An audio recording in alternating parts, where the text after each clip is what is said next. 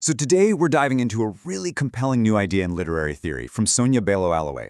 It's called the Posthuman Trauma Novel. And to really get our heads around it, we're going to use her incredible analysis of Patricia Lockwood's novel, No One Is Talking About This, to see how this concept totally reframes the way we think about ourselves in this wild digital age. All right, so here's our game plan. We're going to start by setting the stage, looking at how our modern idea of the self kind of feels like it's in pieces.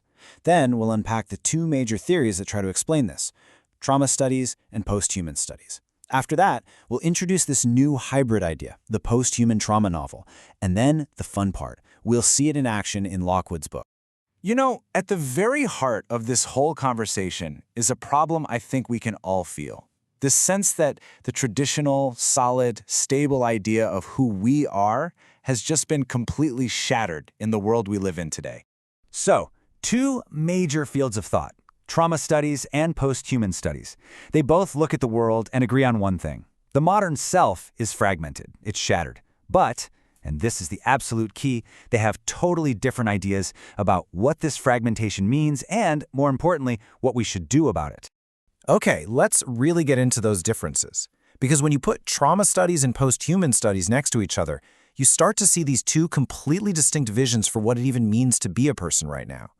So first up, we've got trauma studies. You can think of this as a kind of restoration project. It sees a fragmented self as a wound of the mind, something broken by a traumatic event. The whole goal here is to heal, right? To pick up the broken pieces and put them back together, to restore that classic, whole individual self we're all familiar with. Now, posthuman studies comes along and takes a completely different path. It doesn't see fragmentation as a problem that needs fixing. In fact, it kind of embraces it, saying, hey, this is our new reality.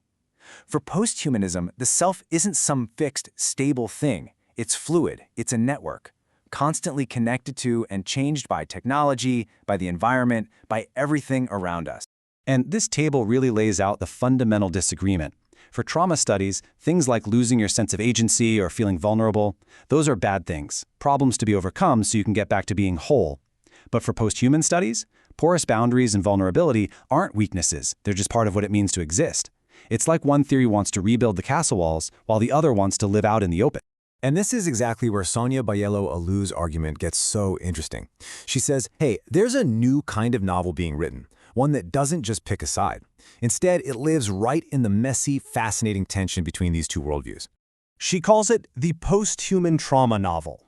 And what this definition is really getting at is that this genre explores the pain of becoming posthuman, that feeling of losing your solid individual self, but it does it using all the tools and techniques we recognize from trauma fiction. It's like the anxiety of posthumanism is being told through the language of trauma.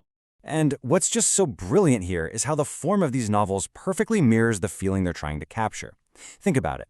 A fragmented, non-linear story can feel just like a fractured traumatic memory, but it can also feel exactly like scrolling through a chaotic, endless social media feed. The very structure of the book embodies this central conflict. Okay, so now that we have that theoretical foundation, let's jump into Patricia Lockwood's novel, No One Is Talking About This, because it's the perfect example of how this works. The entire first half of the book is just a masterclass in portraying the posthuman experience as a kind of trauma. The novel opens with this incredible line. And right away, the internet isn't just a tool, it's the portal. It's an immersive mental space, a blizzard of everything, where everything is happening all at once and information just dissolves into you without any context. And that blizzard of everything creates this phenomenon that critics call context collapse. Inside the portal, a serious global tragedy, a silly meme about a cat, a furious political debate, and an ad for shoes, they all just flow together in one undifferentiated stream. The profound and the profane are totally flattened, they carry the exact same weight. And Lockwood illustrates this collapse so brilliantly. The whole first half is peppered with these absurd, intrusive, italicized headlines that are just dropped into the text.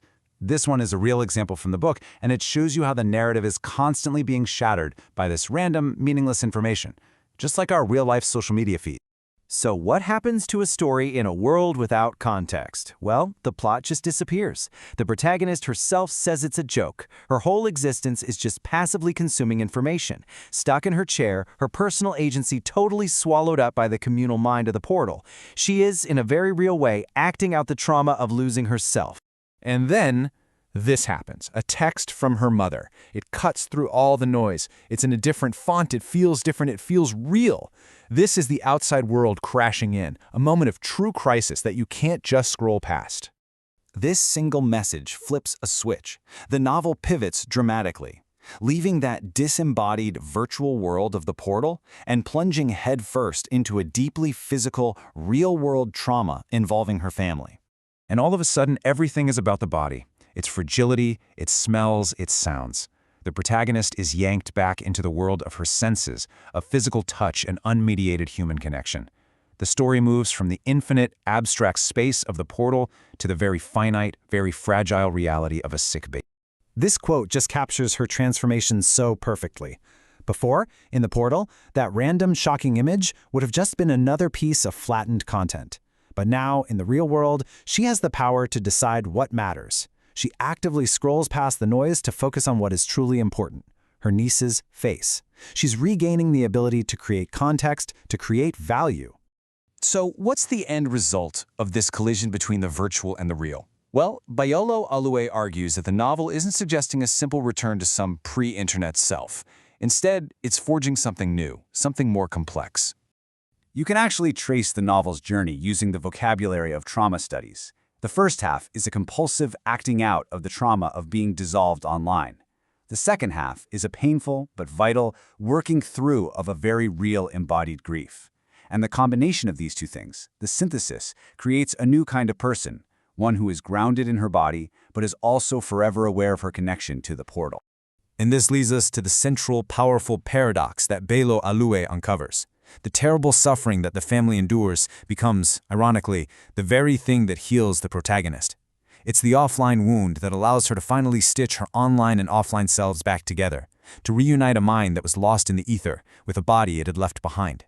And this leaves us with a really challenging final question.